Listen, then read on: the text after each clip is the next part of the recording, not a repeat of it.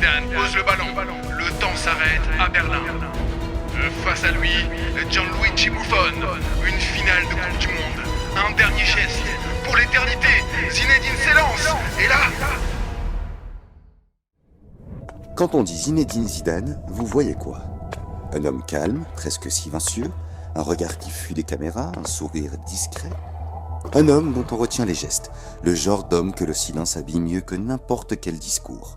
C'est l'image, c'est la légende propre, bien rangée, qu'on a fabriquée autour de lui. Sur un tableau, la lumière joue un rôle important. On la pose, on la travaille, on la fait briller, mais les grands peintres vous diront que c'est l'ombre qui donne sa profondeur à l'œuvre. Sans elle, il n'y a pas de relief, pas de vérité. Ce que vous allez entendre aujourd'hui, c'est l'autre histoire, celle qui précède la gloire, celle que personne ne raconte. Avant Zidane, il y a Smaïl, son père, un paysan du village d'Agmoun, en Kabylie algérienne. Un homme qui a grandi dans une terre où on n'a rien, mais où la dignité ne se négocie pas. Et puis un jour, Smaïl prend la route, direction la France. Précisément, direction Paris, pour redonner espoir à sa vie. Le train à destination de Paris-Gare de Lyon vient d'entrer en gare. Terminus de ce train. Nous vous invitons à descendre en veillant à ne rien oublier à bord. Merci de votre attention. Et on raconte que certaines nuits, à Paris, un homme dort à même le sol. Pas dans un hôtel bon marché, pas dans un foyer de travailleurs, non. À même le sol. Mais il finit par trouver sa place à Marseille, dans les quartiers nord, à Castellane. Des barres d'immeubles qui montent vers un ciel trop bleu pour ce qu'elles contiennent. Des ascenseurs en panne, des halls qui sentent l'humidité et l'ennui, et entre les étages, la drogue, la violence, la survie quotidienne. Et c'est là que Smaïl élève ses 5 enfants. Nora, Jamel, Nordine, Farid, et le dernier, Zinedine Yazid Zidane, né à Marseille le 23 juin 1972. Et sur ces terrains-là, on apprend vite. On apprend à voir ce qui vient avant qu'il arrive. On apprend à résister, à s'imposer. Un ami d'enfance de Zidane résumera ça des années plus tard d'une seule phrase. À Marseille, si vous ne savez pas vous imposer, vous n'avez aucune chance d'exister. À Septem-les-Vallons, banlieue au nord de Marseille, un coach s'appelle Loïc Fragon. Et Loïc Fragon entraîne un gamin qu'il décrit d'une manière qui va à l'encontre de tout ce que vous croyez savoir. Ce n'était pas un enfant de cœur, dit-il, c'était un leader. Si tu le provoques, il te répond. Un leader, pas un suiveur, pas quelqu'un qui baisse les yeux, non, quelqu'un qui commande. Et un jour, dans un tournoi de jeunes, tout a failli basculer.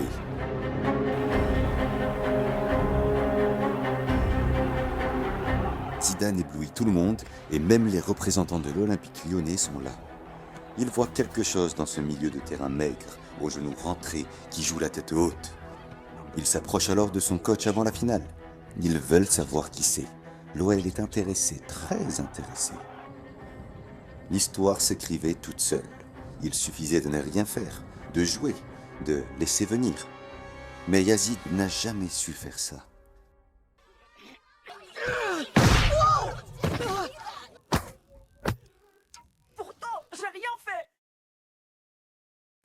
Alors sur le terrain, le match dérape. Zidane se bat, carton rouge, expulsion. Les représentants lyonnais regagnent leur voiture. Ils ne rappelleront plus jamais. Une porte s'ouvre, une autre se referme. En 1h30, à cause d'un carton rouge. C'est ça aussi l'histoire de Zidane. Pas seulement les doublés en finale. Non, c'est aussi la violence, les refus. Nous sommes en décembre 1986. Zidane a 13 ans. Les meilleurs gamins de la région PACA sont convoqués pour la sélection du Sud. Une sélection qui peut tout changer. Le nom de Zidane n'y figure pas. À Septem, tout le monde sait que ce gamin est différent. Alors pourquoi n'est-il pas convoqué? Un référent a regardé le nom, Zidane, fils d'immigrés algériens, la Castellane, les quartiers nord. Et il a conclu sans vérifier que ce garçon était algérien, donc pas éligible. Alain Lepeu, son coach, rencontre par hasard le directeur du Creps. Il lui explique la situation. La convocation arrive, tard, presque trop tard. Mais si Lepeu n'avait pas insisté, si personne n'avait levé la main ce jour-là, Zidane disparaissait dans l'anonymat des quartiers nord. Et nous n'aurions peut-être jamais vu ce joueur côtoyer le haut niveau. Lors des tests pour cette sélection, Zidane joue ailier gauche. Il n'est pas excellent, mais dans les tribunes, il y a un homme, un recruteur de l'AS Cannes, Jean Varro. Ce qu'il voit dans ce gamin maigre, c'est simple. Il joue la tête haute. Il voit le jeu avant de toucher le ballon. Monsieur Varro contacte alors Septem. Il veut voir Zidane dans un vrai match, un match officiel, avec un enjeu. C'est peut-être la dernière chance pour ce gamin d'entrer dans le football professionnel. Le jour J arrive. Le recruteur de Cannes fait le déplacement. Il est là, dans les tribunes, son carnet à la main. Mais à Septem, il y a des absences ce jour-là, des trous dans l'effectif. Et le coach doit improviser. Il aligne alors Zidane, défenseur central. Oui, vous m'avez bien entendu, il l'aligne défenseur central. Le match commence. Au début, il est maladroit, il est hors de position. Monsieur Varro plisse les yeux. Et puis ça arrive. En pleine surface de réparation, un attaquant adverse lui fonce dessus. La logique, c'est de dégager. Ou si tu es habile, de faire la passe, de faire simple. Mais Zidane tente un petit pont, en défense, juste devant son propre but. L'attaquant récupère et le ballon finit au fond des filets. Le recruteur de l'AS Cannes peut refermer son carnet. C'est fini. Un geste aberrant, inexplicable, dans le pire moment possible. Septem gagne quand même, mais ils ont failli se faire remonter, et à cause de lui. Dans les tribunes, le recruteur range son stylo. Mais il ne range pas son carnet, parce que ce geste absurde, ce petit pont suicidaire en pleine surface, lui a dit quelque chose. Il n'a pas dit « ce gamin est mauvais ». Non, il a dit « ce gamin a une audace spéciale ».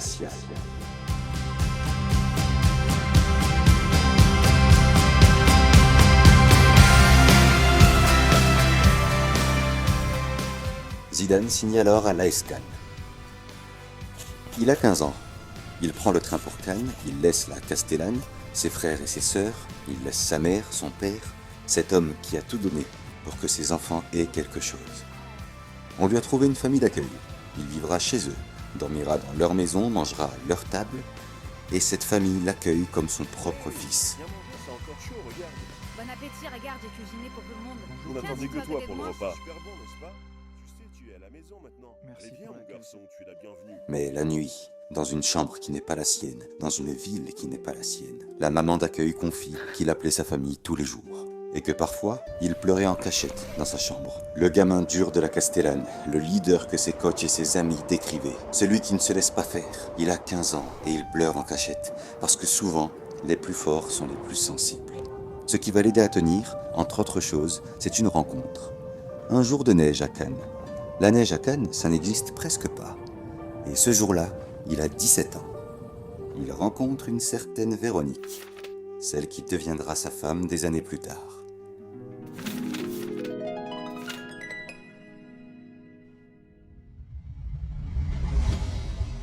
Il monte les échelons à Cannes. Il rejoint l'équipe première, en Ligue 1, le 20 mai 1989. Il est bon, il est différent. 2 saisons plus tard, en 1991, l'AS Cannes est relégué en seconde division. Mais Zidane est assez bon pour attirer l'œil de Bernard Tapie. Mais la direction sportive freine. Elle le trouve trop lent. Ce mot-là le suit depuis le début. Arsène Wenger, alors entraîneur de Monaco, passe aussi. Il décline. Les deux hommes qui auraient pu changer l'histoire passent leur chemin. Car ce qu'ils n'ont pas compris, c'est que Zidane n'a jamais eu besoin d'aller vite. Il va là où le ballon va arriver. Mais il reste un homme qui n'a pas peur de le prendre au mot. Roland Courbis. Courbis est entraîneur, à Bordeaux. Un homme qui fait confiance à son instinct. Il voit Zidane. Il le recrute. Et à Bordeaux, quelque chose se libère. Bichente Lizarazu joue avec lui à cette époque. Ce qu'il retient de Zidane, ce n'est pas seulement un talent, c'est sa discipline, sa rigueur, son obsession du détail. Et c'est à Bordeaux qu'il découvre quelque chose de nouveau. Les coups francs. Ces instants figés où le temps s'arrête et où tout dépend de ce que ses pieds décident. Il est élu meilleur espoir de Ligue 1. Mais il y a autre chose qui se passe à Bordeaux. Un match spécial contre le club de sa ville, l'OM. Une provocation. De Sailly lui cherche des noises, Zidane répond, mais avec un coup de poing. De Sailly à l'arcade touché, carton rouge pour Zidane. C'est le premier des 14 cartons rouges de sa carrière. 14. Le joueur silencieux, le sage, le timide. Avec 14 cartons rouges en carrière professionnelle.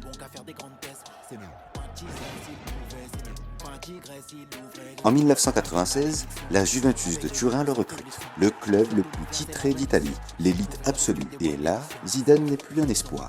Il devient une évidence. 2 finales européennes, des trophées, une légende qui prend forme. Il est désormais considéré comme l'un des meilleurs milieux de terrain au monde. Pour l'enfant que personne ne voulait, c'est déjà une revanche magnifique. Alors, imaginez, et si ce gamin faisait remporter à la France sa première Coupe du Monde? Avec des si, on refait le monde.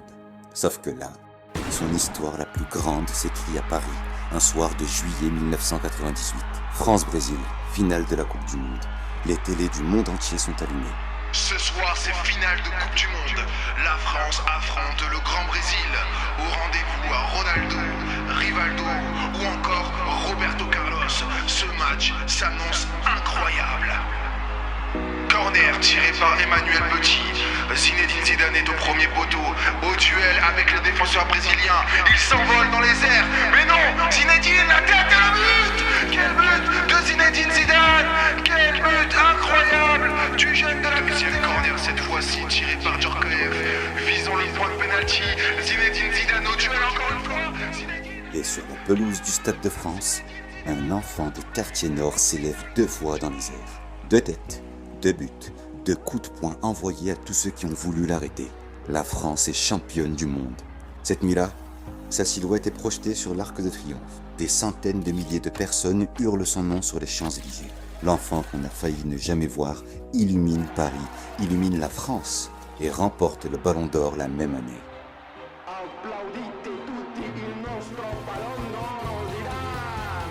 Et puis tout s'accélère. En 2001, le Real Madrid casse la tirelire. 75 millions d'euros. Le transfert le plus cher de l'histoire de l'époque.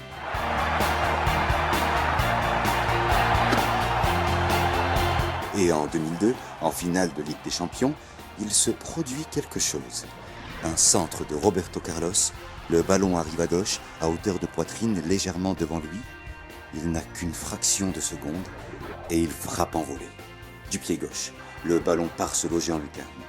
Le but du 2-1 qui offre la Ligue des Champions au Real Madrid. Ce but-là, l'UEFA l'élira plus tard comme le plus beau de l'histoire de la Ligue des Champions. Champion d'Europe, champion du monde, champion de tout. L'histoire est magnifique, n'est-ce pas? Mais en 2006, il a 34 ans. Il revient une dernière fois. La France atteint la finale de la Coupe du Monde. Et là... Une finale de Coupe du Monde. Un dernier geste pour l'éternité. Zinedine s'élance. Et là...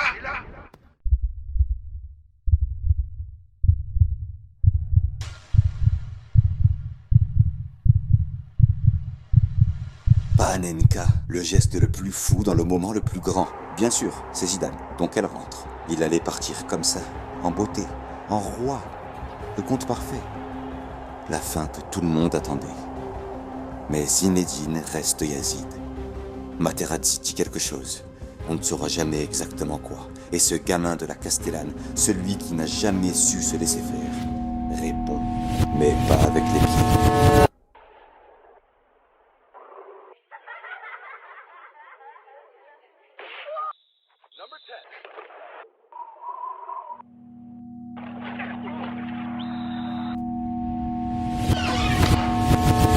Avec un coup de tête. Le rouge, la sortie, c'est brutal, c'est imparfait, c'est douloureux. Et pourtant, c'est peut-être la plus belle image de toute sa carrière. Parce que c'est la plus vraie, c'est lui.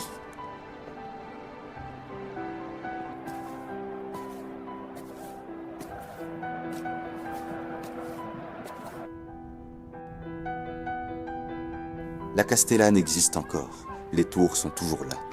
Et quelque part dans ces rues, d'autres gamins jouent au foot entre les halls, avec des genoux rentrés aussi, peut-être. En 2016, on lui propose d'entraîner le Real Madrid, sans expérience en première division. Les gens rient, trouvent cela absurde, mais vous voulez qu'il remporte la Ligue des Champions? Vous voulez qu'il la remporte 3 fois de suite? Et pourtant, il est comme ça, Zidane. Il vous met face au mur. Vous lui dites non. Lui donner toutes les raisons pour lesquelles ce n'est pas possible, et il tente le petit pont en défense.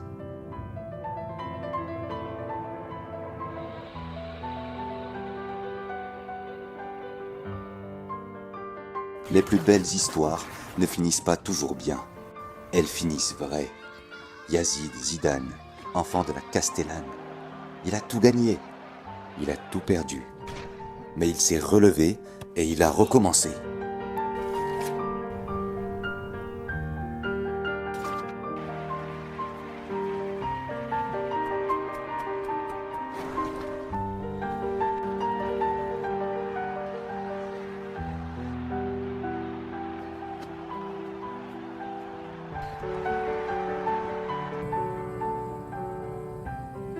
Le football a connu des rois et des légendes.